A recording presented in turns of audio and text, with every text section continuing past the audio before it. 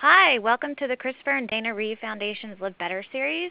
I'm Julia Lubinsky, web manager for the Christopher and Dana Reeve Foundation, and today's show is Dr. Dan on fragility and vulnerability. And Dr. Dan is really looking forward to a great conversation, and we will hope that you will all participate either by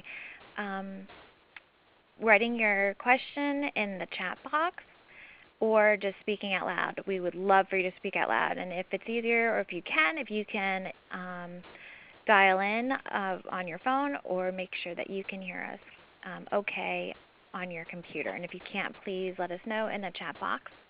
And now I will let Dr. Dan talk a little bit about why he chose this topic for today.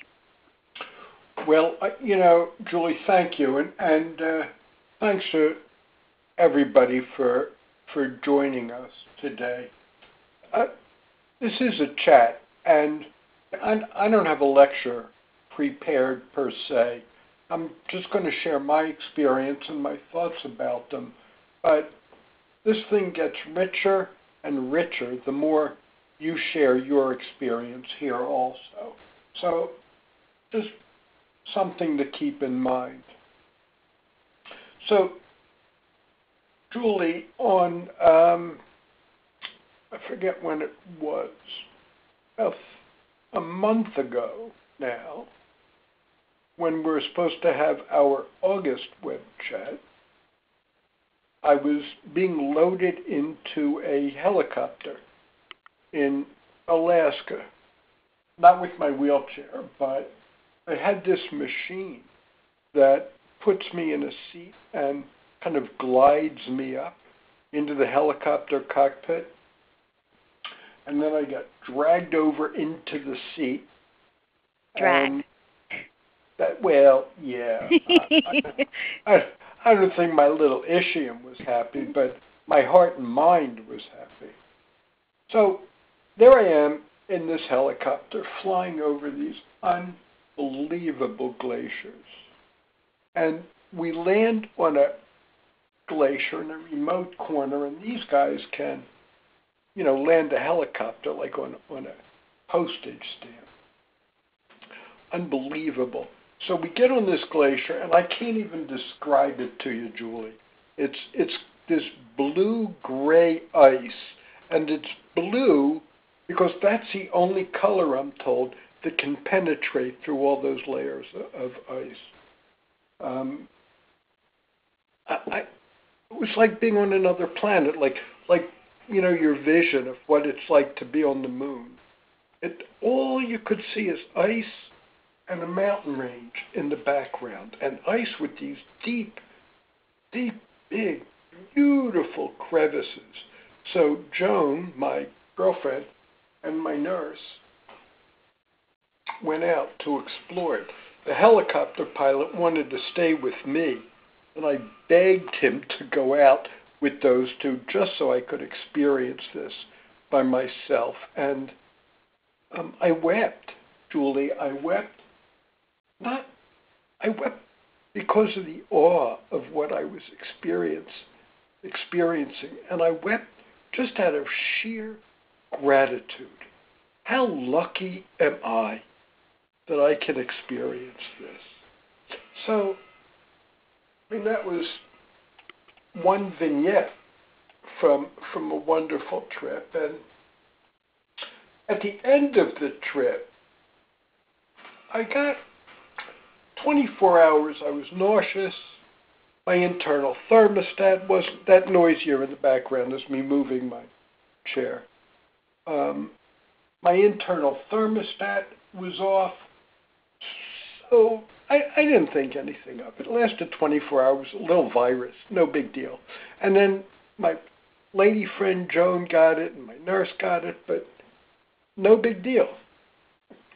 I get home, and 3 days later, I'm in Atlantic City, and I have crushing chest pain. So I knew it was an emergency.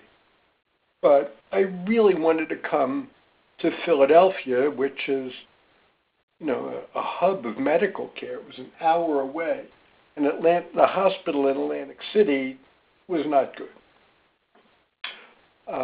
So Joan gets me about a quarter of a mile away from Atlantic City, and I'm just screaming in pain. So she turns around, and we go to Atlantic City Hospital, and I get admitted and diagnosed with pericarditis, which is a virus in the sac that surrounds the heart, the pericardium. Okay, serious, but not fatal. It's treatable. They get me admitted to my room, and then there's the quad problem. And my already unstable autonomic nervous system plummets, and they can't get a blood pressure for nearly an hour, and my kidneys stop functioning. So they pump me full of sterile saline, which is the treatment of choice. They get a blood pressure, but it's too low to sustain life. So now they got to do an emergency procedure and get a central line in me. Everything continued to go south. And I asked my daughter at one point, I remember it was on a Monday morning, like at 5 o'clock in the morning. And I was in ICU. I wasn't even sure where I was. And I said to her, she's got some medical knowledge. I said to her, honey, be honest with me. Am I going to die in here? And she hesitated. And I knew that she didn't know. Now, here's what I thought. I wasn't scared. But the phrase went through my mind, and this is, we're going to come all the way back to Fragility. The movie, The Sessions, with Helen Hunt. Did you see it, Jewel? No.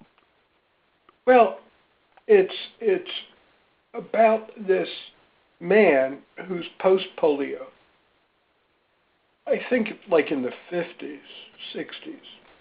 And he's post-polio. He's paralyzed from the neck down.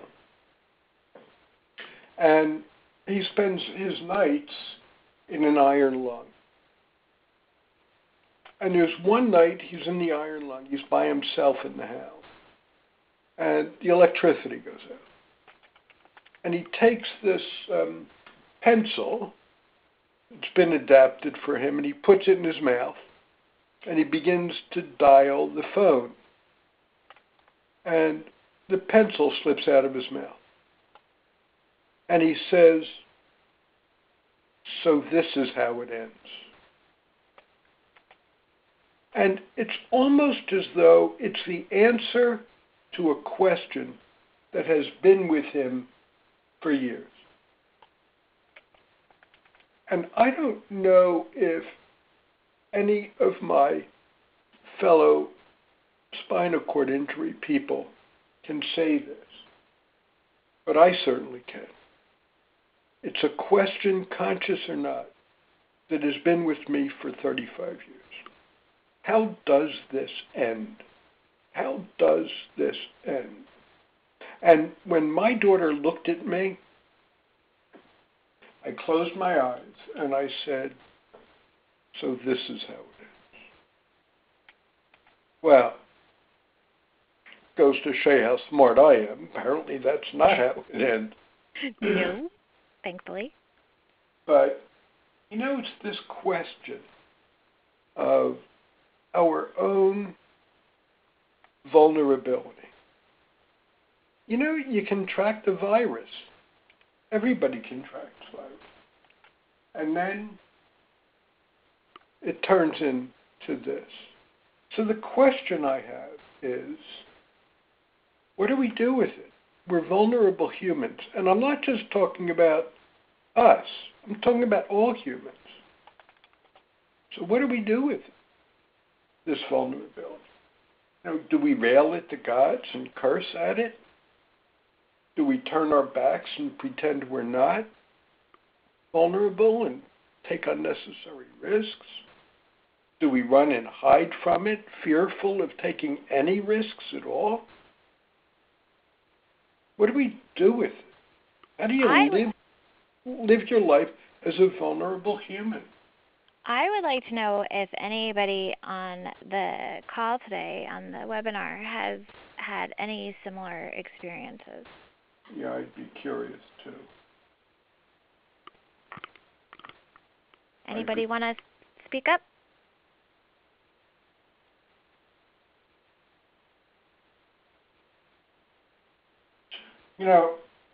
Julie, like I said in my opening chat comment, I really want to make sure, I like to consider myself a good host. So when somebody comes to my house, and our guests have come to our house, Julie, I want to make sure they get what they came for. And when I say our house, Julie, I mean that metaphorically, because I don't want your husband to, I don't want to piss him off, beat me up. I got enough problems here. No, I get it. I definitely want to, because we do these webcasts every month, so I want to make sure that the people that are joining us, continue to join us, and again, we're giving them what they want to hear. So I would love for you guys to participate too. What's the phone number, Julie? If they're on their computer, they can just start talking, or they can dial in to 866-740-1260, which is on their computer screen as well. This is Ron Hull. Hi, Ron. I'm not sure that you could hear me on my other computer because I was going to use the voice system, but I'd rather talk. Yeah, I would too. I came to a similar experience when I was nearing my 70th birthday 2 years ago. I suddenly felt very bad and drove myself to the emergency room, and they found out I had pneumonia. And it was a strange pneumonia because they couldn't drain it. So I was waiting 10 days as I got worse and worse and worse till they finally did surgery. And I didn't feel bad about anything. I was more worried about trying to stay comfortable being a quad in a hospital that didn't understand such things. And I had to have my helpers come at night and turn me, make sure that I didn't spend the night in pain. Because I still have a lot of feeling, and it can drive me, it's great aggravation. But I just felt like I was going to go into oblivion. And I asked every day. Go ahead. Do you feel vulnerable? To disease, yes. To the little thing like a flu. Or I don't feel vulnerable to car accidents because I've had so many and come out so well. Yeah, well, experience takes care of that. I drive. I've driven, as a quad, I've driven 150,000 miles. Wow. I had 3 or 4 accidents. One when brakes went out, and suffered no injury at all. Wow. Well, to me, death is final, and you have to expect it to come. After that, I recovered quite well. The surgery was very successful. I recovered quite well, and I finished my autobiography because I felt that I needed to draw some things to a close so that people would know about it. Well, I've been writing it for 22 years, and I just finished it in January. I had put it aside and had been working on other writing, hadn't finished it. So I thought it would be good to wrap it up and get it published, which I did. Good for you. Oh. Yeah, I mean, that's... I don't see death as a big thing. I've lived 50 years with paralysis. I just have a few more, and I'm going to make use of them as much as I can. Yeah, exactly. Exactly. I mean, I think that's the most valuable lesson that comes out of it, is if our bodies are fragile and our lives are fragile, then that raises the question, okay, what now? And I live my life feeling grateful when the season changes, because I'm not going to the banking, assuming that I'm going to see the next season. So when I do, I'm so grateful that I can see it. I used to hate winters because I'm a quad, so I hated them for 1,000 reasons. But now I enjoy them, because, I don't go out and play in the snow. But I'm just so grateful to be here for it. And that's the good news about being vulnerable, in my mind anyway, is, the more fragile we feel, the more we love life, the more we realize we love life. Death is only a problem because we love life. We love being alive. And if we could live our lives as though knowing we love this life, I think we'd all have a pretty good time. You think? Well, I've been very fortunate because for 30 years, I was walking in Passy for normal. And I recall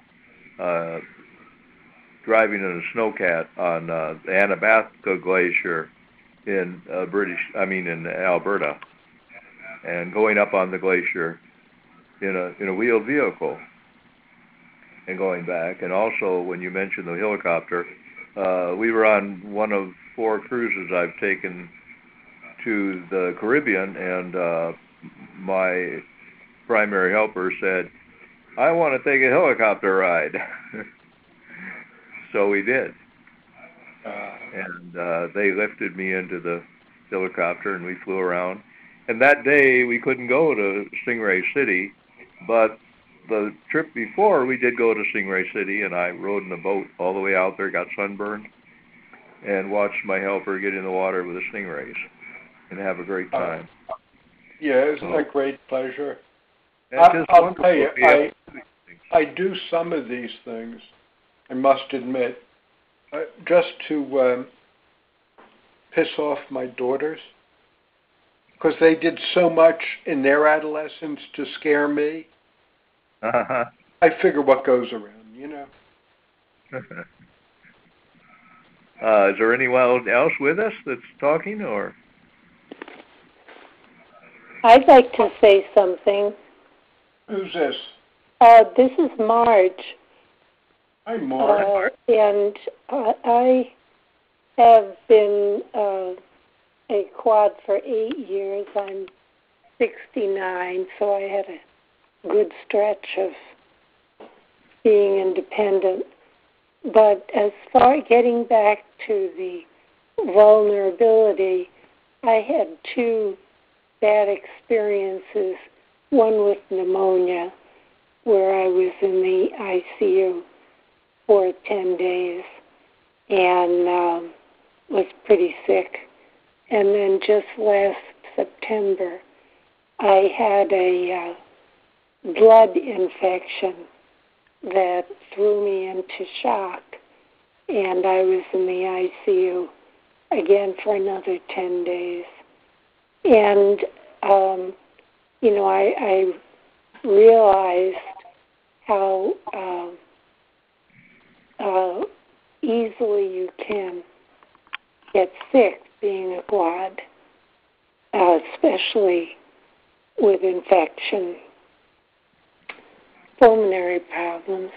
I've been very, after that I was very cautious, didn't go to crowded places in the winter or stayed away from anyone sick.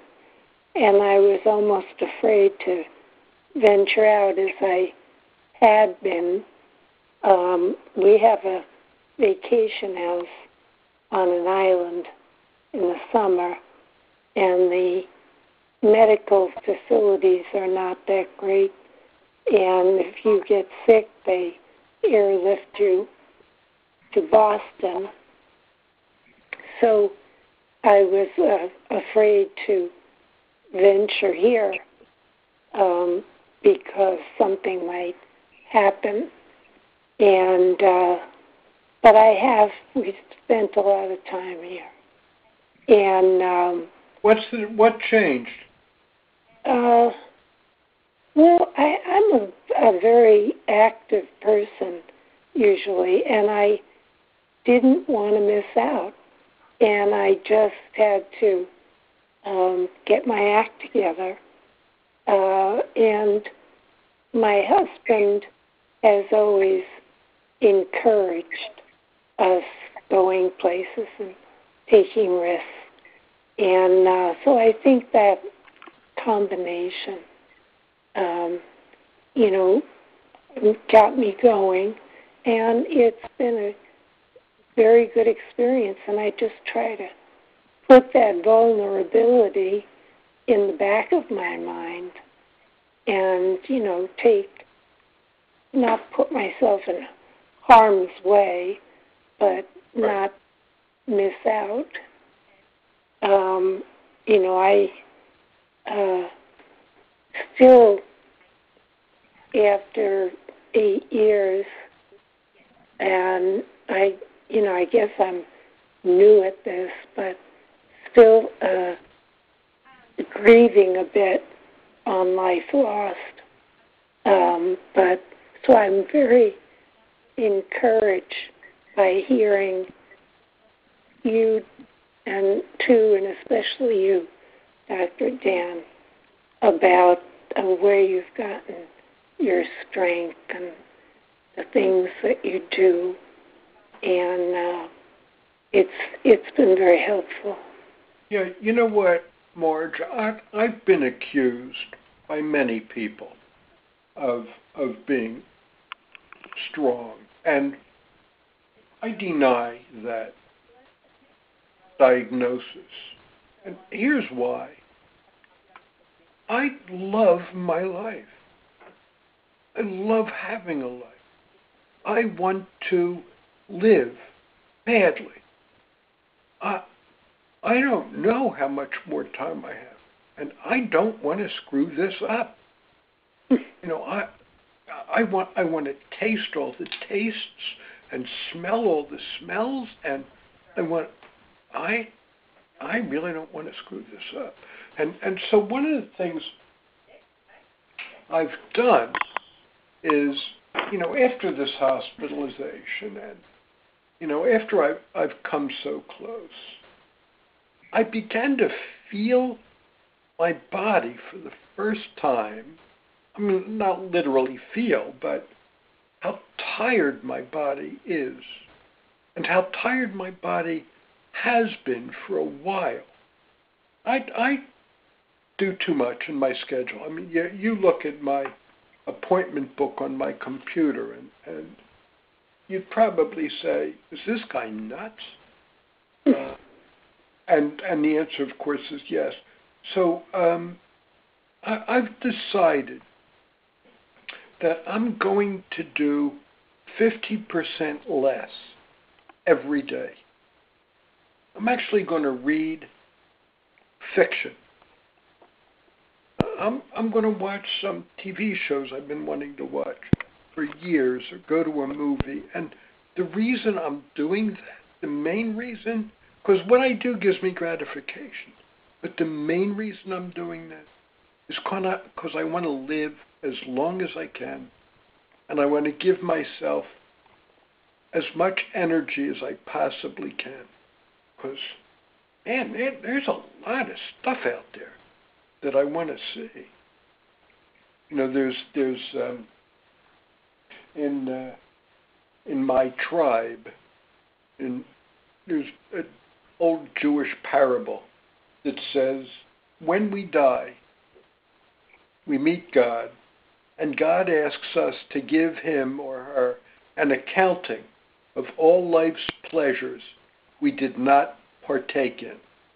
It's as though God said, so I built you these Alps. Why didn't you go see them? And I love that teaching. I love that teaching. And, you know, I mean, if that parable's true, I don't want to get up there and say, well, shucks, I was scared. Yeah. I want to get up there and say, thank you. Thank you. Well, I've done just what you suggested. I worked every day up until I was 69, and they forced me out, like they did many that were reaching beyond retirement age. Sure. And so I'm free. So I don't have an appointment schedule because I don't have people who come to me. So I spend my days writing my fiction and nonfiction articles and things, and then I watch television on demand. And I've watched some shows that are very, very good. I just finished watching Houdini today. It's a fabulous story of Houdini's life. And oh yeah, I recorded that. well, I'm able to watch it on demand, which is really wonderful because then I don't have to record it and I can pick it up at any time and watch part of it if I want and just shut it off and go back. So it's really, really nice, very convenient. The only problem I'm having, and I don't fear anything. I'm not afraid of anything. I face these ills and these flus and colds and things that come along. I treat them and try to get well as soon as possible. And the UTIs and all these things that come along with, you know, I just try to get the best doctoring I can. And I feel so, I don't like to use the word blessed because I feel so lucky to be able to actually drive my wheelchair out here, get in my van, and drive away and spend the whole day by myself with no one with me. And yeah, People and you know what makes you even more lucky, Ron? That you can experience joy at doing that. And the average bear would probably take it for granted. Remember, a couple of years ago when I was driving, I had a tickle in my throat. So I got in my van. I drove to a CVS. I got some lozenges. I've got my wallet hooked up with a pipe cleaner so I can get it out with my thumb, and I paid for it. Mm-hmm. She put my change in the bag, and I went home, and I put the lifesavers up on the cough drops up on the kitchen table, and I just felt such appreciation and such joy and pride that I could do that. And I thought, how many people in this world could experience all those emotions just by picking up a pack of cough drops at the CVS? How lucky are we in that regard? Well, you know, to me, it's just, I'm a bit confined right now because my help cannot go with me. I allow them to do other work. And that ties them down. Why can't they go with you? It ties them down. The work ties them down. And I'm now to the point where I can help transfer. And my primary helper, who's gone with me on many trips, she weighs 100 pounds. Oh. and she's already hurt her back helping me. She's very afraid of me falling in a bathroom somewhere in the middle of nowhere. So this is something that she's fearful of, and I try to reassure her and come out of it, but I'll have to probably advertise and get someone to go with me so I can travel again, because I have the time, I have the money, and all I need to do is just get busy and do it. It's interesting, Ron, and you too, Marge, and whoever else is listening, that people who haven't lived this adventure think that the worst part of it is not being able to walk. Yes. That's what they think. It's no big deal, It's little things like that. Marge, you know this. It's not being able to give a good cough when you got crap in your chest. Yeah. It's not about not walking. It's about getting the right aid at the right time. Ron, getting dehydrated, you don't know it. I'm not afraid of the big things. I'm not afraid of dying. Although I love to avoid it if I can. But on the other hand, I do make sure I eat all my fiber every day because I'm afraid of a bowel accident. But not big fear, but those are the things I'm afraid of. I'm afraid of being out there alone and having my wheelchair break down, or those kinds of things. But let's fear with a small f. Those kinds of things have happened to me so many times. Yeah, me too. Talking about bowel accidents, needing help, falling down, wheelchair breakdown, van breakdown. Yep, and, always something comes to the rescue just out of nowhere, strangers, and help out. And it's amazing how easy it is. All your fears go away because people are there to help. Yeah, that's very true. They just come out of the blue, and it's wonderful. Talking about bowel accidents, that's a big problem. It's not that frequent for me, but I really want to get it taken care of in the morning and get out of the house and not, worry about it for the rest of the day.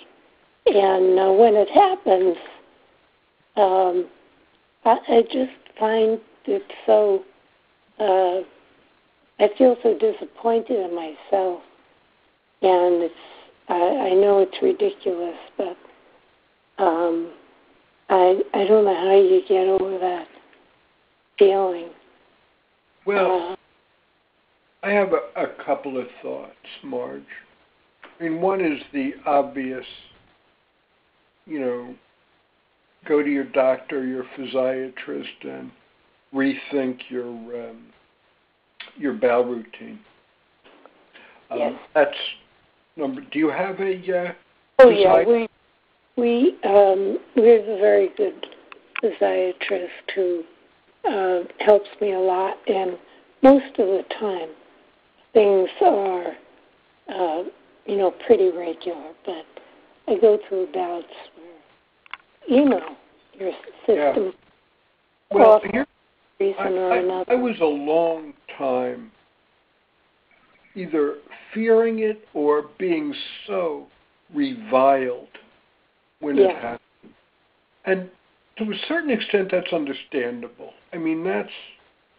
Bowels are very rudimentary. They're very primitive. So that's what we learn early on in life. Infants, toddlers, flush it away. So, the fear is understandable.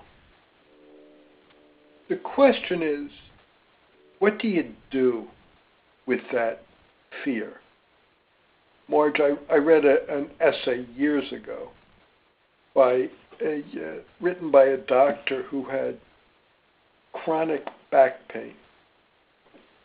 He was I forget what kind of doctor. Anyway, he would ice his back down 2-3 times a day, and he would bring a cot. Oh yeah, he was a pathologist. So he'd bring a cot into his lab, and he'd lay down on his cot for an hour a day, and he wouldn't pick up his children, and on and on. And finally, a friend of his convinced him to see a physiatrist, I think in your neighborhood, Marge, in Boston. And he told the physiatrist his story, and the physiatrist says, well, you're worshiping at the altar of pain. So you say to this pain, if I do this, then maybe you'll go away. And if I do this plus this, then maybe you'll go away. And the more you do to accommodate your pain, the more it doesn't go away. And, you know, I listened to that, and I listened to our stories, Marge. And we worship, many of us worship at the altar of fear. So maybe if I don't go out, maybe then I won't be embarrassed again. Maybe if I stay home, I'll feel safer. Maybe if, and what we do is we worship at the altar of fear. The question is, what do we do with that fear? It's simply an emotion, you know? And fear, like all emotions, sometimes carry information, and sometimes they don't. So, are you going to worship at the altar of fear? And finally, you know, I'll take a page out of Ron's book. You know, when it happens, once, twice, you know, it's less of a nightmare because you know you get through it. I mean, yeah. Ron and I have a lot of experience, and you get through it. You get through it. You know, don't enjoy it, but somehow you always get through it. No matter what, you get through it. And I think one go on. The biggest problem that I've experienced is, like I said, I have no fear, but is isolation, particularly if I am alone,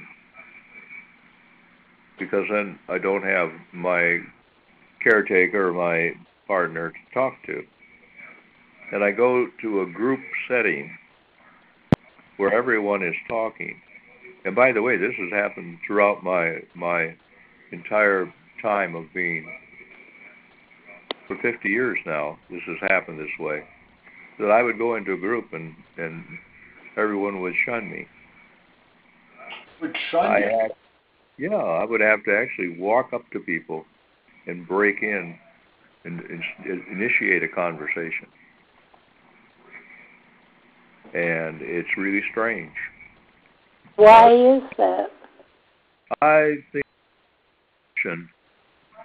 a perception. I just had a call come in. I'm sorry, I'm not going to answer it. It's a perception that people have that somehow my paralyzed hands or whatever make me different. Yeah. Or I'm in a wheelchair and therefore I'm different. Oh, yeah. That happens all the time. That's always annoyed me when I see I could be at a situation where I can't hold a glass of wine. And everybody around me's got a glass of wine and drinking, and I might have to go over by a table and where they put the wine down where I might be able to get a drink of it with a straw. And everybody else is off talking, and they're all having great conversation, great time, and they ignore me, except for a very few wonderful people who will come over and talk to me. Yeah. So that bothers me. That bothers me. I'm surprised that still bothers you after 50 years. I mean, I feel it all the time, but I just attributed it to being new at this. And, it's just the perception that people have that if you're paralyzed, you're deaf, mute, and dumb, All right. you're mentally handicapped. Let me chime in here, boys and girls, because that's true. And if you'll recall what we were just talking about, how our vulnerability, and Ron, you were eloquent about this, how our vulnerability opens people's hearts and how generous of spirit they are. Yes. I mean, when you have trouble, they come. But when you want to just converse, they go away. Yeah. Yeah. It's my experience with that is it's all about their anxiety. Yeah. And not knowing what to do. Whenever I see, when there's an elevator and a mother and a child get on, and she keeps trying to pull this child out of my way because she's got anxiety. And I wind up playing with the kid on the elevator, which is I love kids. They're easy to talk. It's my way of teaching her. But were it not, and I could be naive here, but I know a little bit about the research on this. Were it not for her anxiety, she would also be kind and compassionate. It's in our hard wiring to be kind and compassionate, but you can't feel it. You can't feel compassion and anxiety at the same time.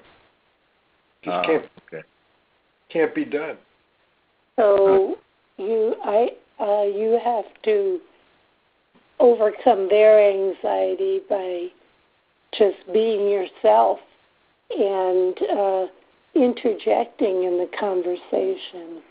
And I find that if I do that, then they automatically relax most of the time. I had somebody say to me during one of my hospitalizations, a colleague, and she put her hand on my shoulder, and she said, "Dan, like it or not, you're a teacher now." And I thought, well, screw that. I don't want to be a teacher. I just want to be me. But she was right. That I teach, whether I want to or not. I teach. I teach what it means to be disabled, just through my behavior. More than my words, just through my behavior. Sometimes I teach nothing. Sometimes I teach good lessons. And, I've got to be honest. Sometimes I teach really bad lessons, too. Well, we teach by our behavior. I have something that came up in my mind about vulnerability. When I went into the hospital and I was declining the first few days, they were deciding what they were going to do. They couldn't get any fluid out of my lungs. One of my helpers overheard or talked to one of the nurses, and the nurse told her that I wouldn't make it because people like me don't make it. How about that? Just one of my nurses. Wow. I never had that idea in my mind that I wouldn't make it. I just wondered why they didn't operate 5 days earlier. I think it was because of scheduling. Or maybe they wanted to make more money and keep me in the hospital longer. Well, one of my problems is that I am a physician, and I think that helps me sometimes, but it works against me because I know what results can be. And Yeah. also, I've had experience where I had to teach the resident about autonomic dysreflexia because they don't see it that often. And I was in the emergency room with a blocked catheter. I have a suprapubic. And there's a silly rule in that hospital that an emergency room nurse or doctor cannot change a suprapubic. It has to be a urologist. And by the time the urologist came, my bladder was very inflamed, and he changed the catheter, and my blood pressure shot up to 230 over. Wow. And after he changed the catheter? yeah, by irritating the walls of the bladder that were already very inflamed from a urinary infection. That triggered a noxious pain reaction, and my blood pressure went sky high. And he, really didn't know what to do. And usually I sit up and put my feet down and that positional change is enough to bring it down. But if not, I'd like to know that the doctor that's taking care of me knows what medication to use with my condition. And it was quite frightening. And the next, I was admitted, it did come down without medication, but the admitting diagnosis was not autonomic dysreflexia. It was a simple UTI. They hadn't even ordered increased blood pressure measurements. The doctor now is called a hospitalist. And the hospitalist, I made sure that he was going to make rounds on me because it was a weekend. And when he came in, he told me that he had to go out and Google autonomic dysreflexia to remind of the parameters and the treatment. So, that was pretty scary. Yeah, I find that's the hardest thing for me to explain to doctors and medical people. Yeah, they don't understand it. And when I went in the hospital, I forgot to tell you, I had a UTI and a blood clot on my left lung, although that lung didn't have pneumonia, only my right lung. And my blood pressure shot way up, and they were very concerned. And they didn't know that it was probably autonomic dysreflexia from what was happening to me. Right. And, they don't think of that because it's so rare. I've never had an internal catheter, thank goodness. I've always been able to use an external catheter, and except for when I have flow tests. So, but that and then I have another thing that since I have two people with similar situations to mine, I have something that's much worse. And boy, when talking to you, I come up with these things. It happened to me first about 15 years ago.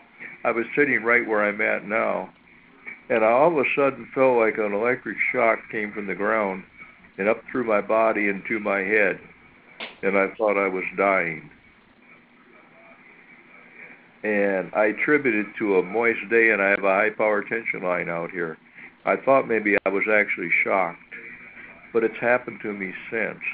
And after I came home from the hospital, it happened to me sometimes 3 or 4 times a day, and it was really bad. I keep thinking it might be a convulsion, or it might be an epileptic seizure. But did any of you experience anything like that? It just feels like your brain is being fried, and you're going to go under. I never felt, and it doesn't sound like a seizure. I wonder if it's somehow related to your autonomic system. Well, one doctor said yes, but with me, I sweat and I really get uncomfortable, and that's autonomic dysreflexia. Whenever time that could very well be. Yeah, but that goes along with it. This is different. This takes over control of my whole body, and I think it's maybe an epileptic seizure. What did your doctor say? Well, like I said, he attributed it to autonomic dysreflexia, but then again, and he's a doctor at TIR, one of the foremost spinal cord injury centers in the country, the Institute for Rehabilitation and Research. So I mean, they know, but and that's where I learned about autonomic dysreflexia from Dr. Parsons, who was he wrote the book on it.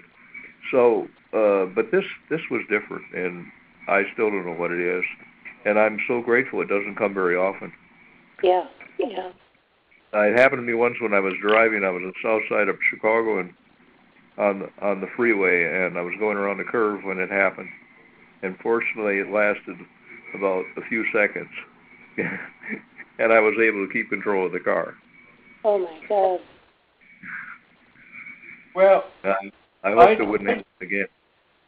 I'd go back to the doctor. I mean, if it is interfering with the quality of your life or the function of your life.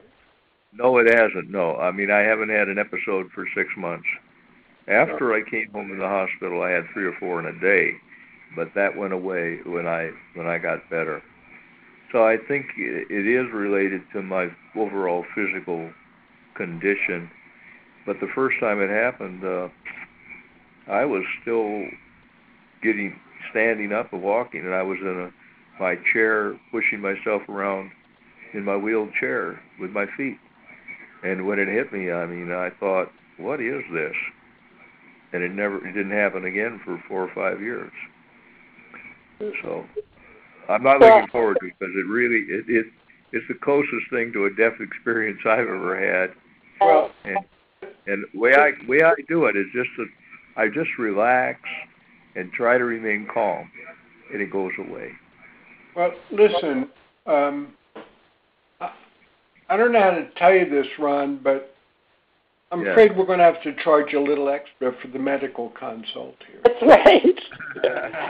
Wait, you can excuse me. My husband is a physician also, and he's jumping at the telephone here. So he wants to make a comment, if you don't mind. First of all, I'm Bill. Ron, I can't help you with this. I mean, it's some sort of obviously a neurologic discharge, and probably would take EEGs and other studies. I just wanted to make an overall comment about something Dr. Dan said, which I think is so important. Before Marge had her accident, we would not have been sensitive to people in wheelchairs or people with disabilities. So, and of course, since then we have become much more cognizant, especially when Marge has to raise her wheelchair up to the level of someone to speak to them, etc., those kind of things. But you said that you have to be teachers, and I think that's true. I mean, I have to be a teacher now. Marge has to be a teacher, but to keep that thought in your mind really would seem to me to be a very positive thing to do. It would be a purposeful thing. And, we talk about the vulnerability and perhaps the negativity that goes with that, but then the opposite of that is what you can do. And one thing you can do positively is to inform and teach. So I thought that your comment about teaching was just right on. Thank you. And, what we want is more kindness in the world. We want more compassion. And there's only way to teach that. I mean, you can't teach kindness by withdrawing, and you can't teach kindness with a clenched fist. You know, when we are kind and generous, that's what we're teaching. That when we teach that one can be disabled and happy, dependent and happy, that's what we teach. It's a very powerful lesson to teach. Marge, you know, I was the extra money I was going to charge Ron. Yeah. I was going to give to you as a medical consult. Oh. Now that I hear you've got a spouse involved in this, then I have to charge you extra. So well, you can donate even more experienced because I'm just a pediatrician and he was an internist. So just pediatrician. That's a specialist. I'm wondering about the others. Are there others silently listening and not talking? Yeah, there are. There are quite a few, and they haven't chimed in yet today. But I would post that back on the web page, Ron, about that question about this particular thing. You might get some feedback. Well, listen, we are out of time for today's chat. I don't think this chat would have been very good without you, Marge, and you, Ron. And Marge, I forgot your husband's name. Bill. Bill, and thank you, Bill, also. And, well, you know, I'll be back on the discussion next Wednesday from 3 to 4, and we'll be back here next month, the first Wednesday in October. So I hope you can all join us then too. It's been delightful. It's very nice meeting you, all three of you. And I look forward. I've been here before, but I haven't chimed in. Well, so I will in the future. I did, and I hope you do next month too. Thank you for putting on this forum. It's a pleasure. And thank everybody else. Thank you for those who listened in and joined in. Thank you all, and we'll be talking next month.